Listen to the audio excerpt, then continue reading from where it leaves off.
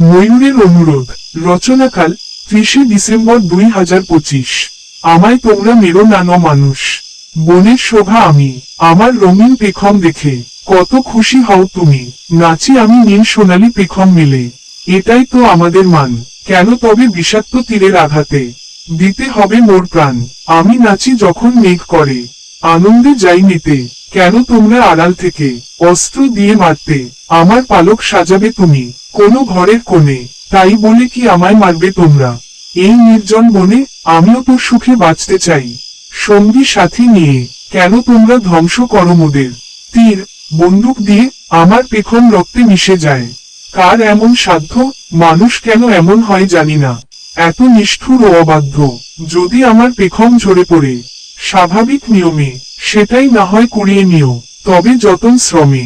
সৃষ্টিকর্তার কাছে মিনতি করি, এই সুন্দর আমি চাই না। সুন্দর হলে অকালে মরতে হবে, আমি কি বাঁচতে পারবো না? তোমরা আমায় মেরো না আজ। হিংস্রতা আমরা নই, শান্তিপ্রিয় পাখি আমি বেঁচে যেন সবার কাছে রই। কলমে তুষার কান্তি রায়।